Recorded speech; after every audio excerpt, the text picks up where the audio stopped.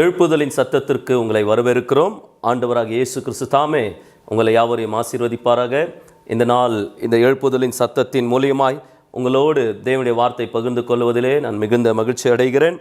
பிரியமானவர்களே, இந்த கடைசி காலத்திலே நாம் எழுப்புதலுக்காய் ஜபித்து கொண்டிருக்கிறோம் அல்லது எழுப்புதலை எதிர்பார்த்து கொண்டிருக்கிறோம். நாம் வேதத்தின் அடிப்படையிலே பார்க்கும்போது எழுப்புதல் என்று சொன்னால் ஒரு மறுமலர்ச்சி, அல்ல என்று சொன்னால் த ரீகெயின் லைஃப் அப்படின்னு சொல்லி கனடாவில் இப்படியே சொல்லுவார்கள், த புனர்ஜீவனா என்று சொல்லி. இந்த எழுப்புதலுக்குள்ளாய் நம்மை நாம் அர்ப்பணிக்கும் போது தான் நமக்குள்ளாய் அல்ல நம்முடைய சபைக்குள்ள ஊழியங்களுக்குள்ளாய் எழுப்புதல் கடந்து வரும் என்று சொல்லி இப்படியாய் சில கோட்ஸ்களை நான் உங்களுக்கு கொடுக்க ஆரம்பிக்கிறேன். எழுப்புதல் என்றால் ஒரு ஜீவனை மீண்டும் அடைவது அல்ல மீண்டும் உயிர்த்து எழுவது என்று சொல்லக்கூடிய காரியங்களோட நாம் பார்க்க ஆரம்பிக்கிறோம். நான் ஆங்கிலத்தில் இப்படியா வாசிக்கிறேன். Revival means to receive again a life which has almost expired என்று சொல்லி அது முழுமையாய் ஒழிந்து விட்டது அல்ல ஒழிந்து கொண்டு இருக்கிறது, இனி அது எழுந்திருக்காது என்று சொல்லப்படக்கூடிய அந்த காலகட்டத்தின் சூழ்நிலையிலிருந்து மீண்டும் எழுவது தான் எழுப்புதல் என்று சொல்லி நம்ம பார்க்க ஆரம்பிக்கிறோம். இன்னொரு நான் பதத்தை உங்களுக்காக வாசிக்கிறேன்.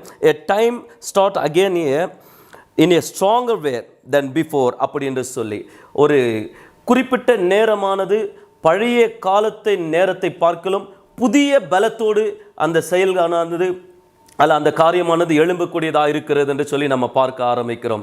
எனக்கு அருமையான தேவ பிள்ளைகளே, பழைய ஒரு பலனை அல்ல புதிய பலனை தரித்தவர்களாய் நாம் எழும்புவது தான் எழுப்புதல் என்று சொல்லி நம்ம பார்க்க ஆரம்பிக்கிறோம். இன்னும் கொஞ்சம் ஆழமாக இந்த எழுப்புதலுடைய காரியங்களை நாம் பார்க்கும்போது, இந்த எழுப்புதல் என்று சொன்னால் ஒரு மனுஷன் அல்ல ஒரு நபர் மனம் திரும்புவது, எதிலிருந்து பாவத்திலிருந்து அல்ல பாவ அடிமையிலிருந்து அவன் மீண்டும் தன்னை தேவனுக்குள்ளாய் புதுப்பித்து கொண்டு எழும்புவது தான் எழுப்புதல் என்று சொல்லி நம்ம பார்க்கக்கூடியவர்களாக இருக்க ஆரம்பிக்கிறோம். அப்போ எழுப்புதல் வேண்டும் என்று சொன்னால் நமக்குள்ளே அல்ல இந்த நிகழ்ச்சியை காண்கிற உங்களுக்குள்ள உங்கள் சபைக்குள்ள உங்களுடைய ஊழியத்திற்குள்ள எழுப்புதல் வேண்டும் என்று சொன்னால் நம்மை நாமே அர்ப்பணித்து தேவனுக்கு பிரியமற்ற காரியங்களை நாம் ஒப்பு கொடுத்து செயல்படும் போதுதான் நம்மிலே எழுப்புதல் காணப்படும் என்று சொல்லி உண்மையாய் நான் சொல்லுகிறேன். எழுப்புதல் வேண்டும் என்று சொன்னால் தேவனுக்கு பிரியமற்ற காரியங்களை நம்மிலிருந்து நீக்கும் போதுதான் தேவனுடைய எழுப்புதல் நமக்குள்ள காணப்பட ஆரம்பிக்கும். என் அன்பான தேவ பிள்ளைகளே, நம் சும்மா எழுப்புதலுக்காய் ஜெபிப்பது அல்ல, எழுப்புதல் என்று சொல்லி பேசுகிறதுனால எழுப்புதல் வருகிறது அல்ல.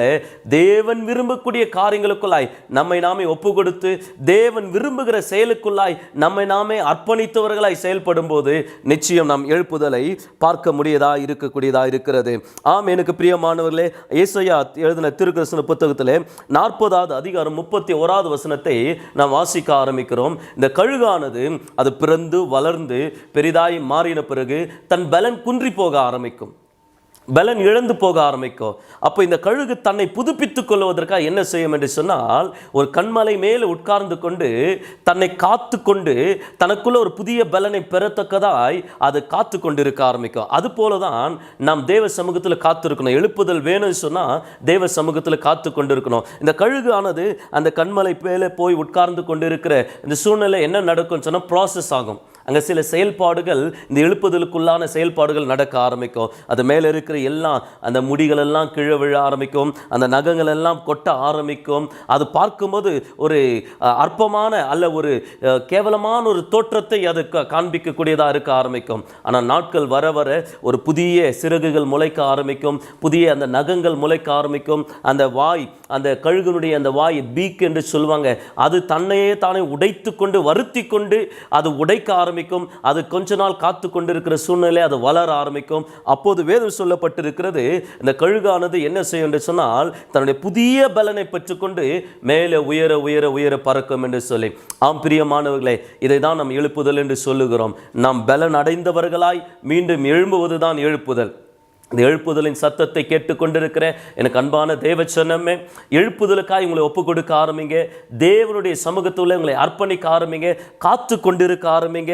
தேவ பலனை பெற்றவர்களாய் மீண்டும் முன்பதை காட்டிலும் மீண்டும் நீங்கள் உயர எழும்பணும். அதுதான் இந்த கடைசி காலகட்டத்திலே கர்த்தர் எதிர்பார்த்து கொண்டிருக்கிறார். கிறிஸ்துவத்திற்குள்ளாக இருந்த இந்த எழுப்புதல் மங்கி போய்விட்டது. கிறிஸ்துவத்திற்குள்ளாக இருந்த இந்த எழுப்புதல் தனிந்து போயிருக்கிறது. இதை மீண்டும் எழுப்பதான் கர்த்தர் இந்த எழுப்புதலின் சத்தத்தின் வாயிலாய் உங்களோடு பேசிக் கொண்டிருக்கிறார். இந்த சத்தத்தை கேட்டுக்கொண்டிருக்கிற எனக்கு அன்பான தேவ ஜனமே, உங்களை அர்ப்பணிக்கும் போது நீங்கள் எழுப்புதலுக்காய் ஜெபிக்கிறவளாய் அல்ல எழுப்புதலை எதிர்பார்த்து கொண்டிருக்கலாய் இருப்பீர்களானால் உங்களை கொண்டு கர்த்தர் அந்த எழுப்புதலை கொண்டு வருவார். இந்த சத்தத்தை கேட்டுக்கொண்டிருக்கிற உங்களுடைய வாழ்க்கையில, உங்களுடைய ஊழியத்திலே கர்த்தர் எழுப்புதலை கொடுப்பார். அதில் எந்த விதமான சந்தேகம் இல்லை. இங்க வேதத்தை நாம் வாசிக்கும் போது ஆதியாகமம் புஸ்தகம் 45வது அதிகாரம் 27வது வசனத்திலே யாக்கோப் என்ற ஒரு தேவ மனுஷனை குறித்து நாம் பார்க்க ஆரம்பிக்கிறோம். அவருடைய சரீரத்திலே அவர் முதிர்ந்தவராய் இருக்கிறார், வயது சென்றவராய் பலன் குன்றினவராய் இருக்கிறார், மிகவும் முதிர்ந்தவராய் அவர் காணப்பட்டிருக்கிறார் என்று சொல்லி அந்த பகுதி வசனத்திலே நம்ம பார்க்க ஆரம்பிக்கிறோம்.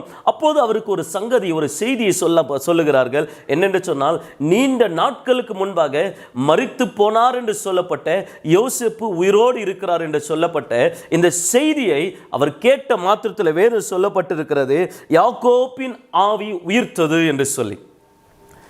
அவர் வயதாகனவராய் காணப்பட்டாலும் பலன் குன்றினவராய் இருந்தாலும் இந்த செய்தியை கேட்டவுடனே அவருக்குள்ள ஒரு புதிய பலன், மீண்டும் அவருடைய ஆவி உயிர்ப்பித்தது. அவர் எழுந்து திடனாய் நின்றார் என்று சொல்லப்பட்டிருக்கிறது. எனக்கு அன்பான தேவ பிள்ளைகளை, இந்த சத்தத்தை கேட்கிற உங்களுக்குள்ள அப்படிப்பட்ட ஒரு உயிர்ப்பிக்கிற ஆவி செயல்படுவதாக. இந்த சத்தத்தை கேட்கிற நீங்கள் எழுப்புதலுக்குள்ளாய் எழுந்து நின்று தேவ ராஜ்யத்தை கட்டக்கூடியவர்களாக நீங்கள் மாறுவீர்களாக.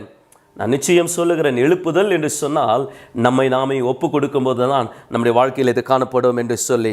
ஆம் தேவ பிள்ளைகளை, if you are praying for எழுப்புதல், நீங்கள் எழுப்புதலுக்காய் ஜெபிக்கக்கூடிய ஒரு நபராய் இருப்பீர்கள் ஆனால், நான் உங்களுக்காய் ஒரு காரியத்தை நான் கற்றுக் கொடுக்க ஆரம்பிக்கிற தேவ பிள்ளைகளை, நீங்கள் எழுப்புதலை குறித்து பேசுகிறதை விட்டுவிட்டு அதற்காய் செயல்படக்கூடியவர்களாய் நீங்கள் மாறணும். அதற்காய் ஜெபிக்கக்கூடியவர்களாய் நீங்கள் மாற ஆரம்பிக்கணும். நீங்கள் எழுப்புதலுக்காய் நீங்கள் எதிர்பார்த்து கொண்டு காத்து கொண்டிருக்கிற தேவ பிள்ளைகளாக இருப்பீர்களானால், முழங்கால் படிட்டு தேவனோடு ஐக்கியப்பட்டு ஜெபிக்கிற ஒரு வாழ்க்கையை நீங்கள் தரித்து கொள்ள வேண்டும். நாம் வாசிக்கும் போது நம்பர்ஸ் 12:10 வாசிக்கிறோம். என்னாகமம் 12:10 வசனத்தை வாசிக்கும் போது, மோசே என்ற தேவ மனுஷர் எப்படியா இருந்தார்னா, அவர் ரொம்ப தேவனோடு நெருக்கமாக இருந்தாராம். அப்படி இருந்தாரா, தேவனோடு நெருக்கமாக இருந்தாராம். அதனால் அவருடைய சொந்த சகோதரி என்ன பண்ணாங்கன்னா, மோசேவை குறித்து அவதூறாய் பேச ஆரம்பித்தார்கள், அற்பமாய் பேச ஆரம்பித்தார்கள். எனக்கு பிரியமானவர்களே, எழுப்புதல் வேண்டும் என்று சொன்னால் மற்றவர்களை பேசுவதை நாம் நிறுத்தி விடுவோம். தேவனோடு பேச நாம் அர்ப்பணிக்க ஆரம்பிப்போம். அப்பொழுதுதான் எழுப்புதல் உங்களுக்குள்ளே கடந்து வர ஆரம்பிக்கும். ஆம் பிரியமானவர்களே, சொந்த சகோதரியாகிய மிரியம் என்ன சொல்லப்படக்கூடிய சகோதரி மோசேவை குறித்து அற்பமாய் பேசினபடினாலே அவங்களுக்குள்ள வியாதி வந்தது தவிர எழுப்புதல் வரல. அவங்களுக்கு வேற எந்த மாற்றங்கள், ஆவிக்குரிய மாற்றங்கள் உண்டாகவில்லை. அவங்க வேதம் சொல்லப்பட்டு மிரியம் ஒரு தீர்க்கதரிசி, ஒரு ப்ராஃபட் என்று சொல்றாங்க. ஆனாலும் ஊழியர்களை குறித்து அற்பமாய் பேசுகிற சூழ்நிலையிலே அவங்களுக்குள்ள வியாதி வந்தது என்று சொல்லி பார்க்க ஆரம்பிக்கிறோம். நாம் எவ்வளவு பெரிய ஊழியக்காரர்கள், சிறிய ஊழியக்காரர்கள், நான் இப்படிப்பட்ட பெரியாள், நான் இவ்வளவு பெரியாள் என்று சொல்லுகிறது முக்கியம் அல்ல. பிரியமானவர்களே, தேவனுக்கு பிரியமான காரியங்களை பேசுகிறோமா? தேவ ஊழியர்களை கனப்படுத்தி பேசுகிறோமா? அல்ல எழுப்புதலுக்கான செயல்களை நாம் பேசுகிறோமா என்று சொல்லி தான் மிகவும் முக்கியமான ஒரு காரியம். ஆம் தேவ பிள்ளைகளே, இந்த மிரியம் என்ற சகோதரி மோசேவர்களை குறித்து பேசினபடினாலே அப்படி சரீரத்தில் குஷ்டரோகம் வந்தது என்று சொல்லி பார்க்கிறோம், வியாதி வந்தது என்று சொல்லி பார்க்க ஆரம்பிக்கிறோம். ஊழியர்களை குறித்து பேசுகிறதை அல்ல ஊழியங்களை குறித்து அவதூறாய் பேசுகிறதை நிறுத்திவிட்டு, கடைசி காலத்தில் தேவன் உங்கள் மூலியமாய் கொண்டு வரப்போகிற அந்த எழுப்புதலுக்காய் தெய்வ சமூகத்தில் நீங்கள் காத்திருந்து ஜெபிக்கும் போது நிச்சயம் கர்த்தர் உங்களை கொண்டு ஒரு பலத்த எழுப்புதலை கொடுக்க ஆரம்பிப்பார். உங்கள் வீட்டில், உங்கள் குடும்பத்தில், உங்களுடைய ஊழியத்தில் எழுப்புதல் வேண்டும் என்று சொன்னால் மற்றவர்கள் பேசுகிறது நீங்கள் லிசன் பண்ணாதீங்க, கேட்காதீங்க. நீங்களும் மற்றவர்களை குறித்து அவதூறாய் பேசாதீங்க.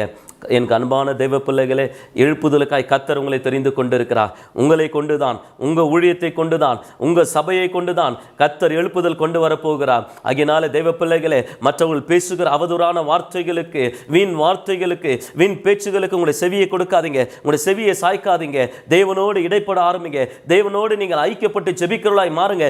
தேவ சத்தத்தை கேட்கிறவளாய் மாற ஆரம்பிங்க. கர்த்தர் உங்களை கொண்டு பலத்த எழுப்புதலை உங்க பகுதியில், நீங்க வசிக்கிற அந்த ஏரியாவில் கர்த்தர் கொண்டு வரப்போகிறார். உங்க ஏரியாவில், உங்க பட்டணத்தில், உங்க மாநிலத்தில் கர்த்தர் உங்களை கொண்டு எழுப்புதல் கொண்டு வரப்போகிறார். ஆமென். கர்த்தருடைய பிள்ளைகளை இங்க இப்படியே சொல்லப்பட்டிருக்கிறது. 1 சாமுவேல் 10வது அதிகாரம் 26வது வசனத்தை குறித்து நாம் வாசிக்கும் போது, சாமுவேல் என்ற தேவ தீர்க்கதரிசியானவர் சவுல் என்ற ஒரு மனுஷனை ராஜாவாய் அபிஷேகம் பண்ணுகிறான். இது சுயமாய் நடக்கவில்லை. தேவ திட்டத்தோடு தேவ சத்தத்தை கேட்டவராய் தேவனுடைய வழிநடத்துதல் நிமித்தமாய் இந்த சாமுவேல் என்ற தீர்க்கதரிசி அவர்கள் சவுல் என்ற தெய்வ மனுஷரை அபிஷேகம் பண்ணுகிறார். ராஜா என்று சொல்லி அபிஷேகம் பண்ணுகிறார். அப்போ அங்கே பண்ணிட்ட பிறகு அங்கே இருக்கிற எல்லாரும் அந்த அபிஷேகத்தை கண்டவர்கள் எல்லாரும் அவங்கவுங்க இடத்துக்கு போகிறாங்க. சவுலும் அவங்க வீட்டுக்கு போகிறார் என்று சொல்லி வேதம் சொல்லுகிறது.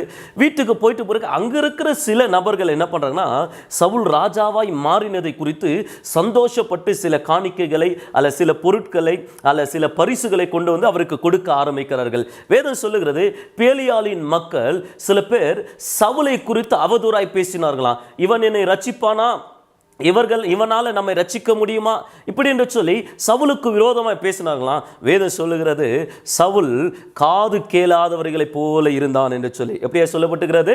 காது கேளாதவரை போல இருந்தார். ஆம், எனக்கு அன்பான தெய்வ பிள்ளைகளே, எழுப்புதலுக்குரிய பிள்ளைகளா நீங்கள் இருப்பீர்களானால் உங்களை குறித்தும் உங்கள் சபையை குறித்தும் அல்ல உங்களுடைய ஊழியத்தை குறித்தும் யாராவது பேசுவீர்களானால் நீங்களும் அப்படிப்பட்டவர்களாக இருக்க வேண்டும். காரணம், மனுஷன் பேசுகிற சத்தத்தை நாம் கேட்போமானால் நம்முடைய வாழ்க்கையில் எழுப்புதலை பார்க்க முடியாது. நம்முடைய ஊழியத்தில் எழுப்புதலை பார்க்க முடியாது. மனுஷரோடு ஐக்கியம் இருப்பீர்களானால் உங்களுடைய ஊழியத்தில் உங்களுடைய சபையிலே உங்களுடைய சமுதாயத்தில் நீங்கள் எழுப்புதலை பார்க்க முடியாது. தேவ சத்தத்தை கேட்கிறவர்களாய் நீங்கள் காணப்படுவீர்களானால் சவுல் எப்படியா இருந்தார்னா, காது கேளாதவர்களைப் போல இருந்தார் என்று சொல்லி. அப்படியா நாம் இருக்க வேண்டும். நம்முடைய சத்தம், நம்முடைய காதிலே யாருடைய சத்தம் கேட்கணும்னா தேவனுடைய சத்தத்தை கேட்கணும். அதற்காக நம்மை அர்ப்பணித்து நாம் ஜெபிக்கிறவர்களாய் மாறுவோமானால் நிச்சயம் நான் இன்னைக்கு சொல்லுகிறேன், இந்த எழுப்புதலின் சத்தம் மூலியமாய் உங்களோடு நான் பகிர்ந்து கொள்ளுகிறேன். கர்த்தர் உங்களை கொண்டு ஒரு பலத்தை எழுப்புதலை கொடுப்பார். உங்களை கொண்டு ஒரு மாற்றத்தை கர்த்தர் கொடுப்பார். பிரியமானவர்களே, கர்த்தருக்கென்று நம்மை அர்ப்பணிப்போம். இந்த எழுப்புதலின் காலகட்டத்திற்குள்ளாய் நம்மை நாமே தேவனுடைய ஓட்டத்திற்குள்ளாய் ஒப்பு கொடுத்து நாம் ஜெபிக்க ஆரம்பிப்போம். நம் கண்களை மூடி ஜெபிப்போம். வானத்தையும் பூமியும் படைத்த சர்வ வல்லமையுள்ள தேவனே, நமக்கு நன்றி செலுத்துகிறோம். இந்த எழுப்புதலின் சத்தத்தின் மூலமாய் நம்முடைய சத்தத்தை கேட்டுக்கொண்டிருக்கிற நம்முடைய பிள்ளைகள் மத்தியில், அவருடைய வாழ்க்கையில், அவருடைய ஊழியத்தில், அவருடைய சபைகளில், அவருடைய சமுதாயத்தில், அவருடைய பட்டணத்தில், தேசத்தில் எழுப்புதலை கர்த்தர் கொடுக்கும்படியாக நாங்கள் ஜெபிக்கிறோங்க சாமி. உங்கள் நாம மகிமை அடையட்டும். இந்த எழுப்புதலின் சத்தத்தை ஆண்டவரே உலகமெங்கும் கொண்டு செல்ல இருக்கிற எல்லா தேவ ஊழியர்களையும் கர்த்தர் ஆசீர்வதியும். இயேசு கிறிஸ்துவின் நாமத்தில் ஜெபிக்கிறோம் ஜீவனுள்ள நல்ல பிதாவே, ஆமென், ஆமென். Praise the Lord. கர்த்தர் உங்களை யாவரையும் ஆசீர்வதிப்பாராக. ஆமென்.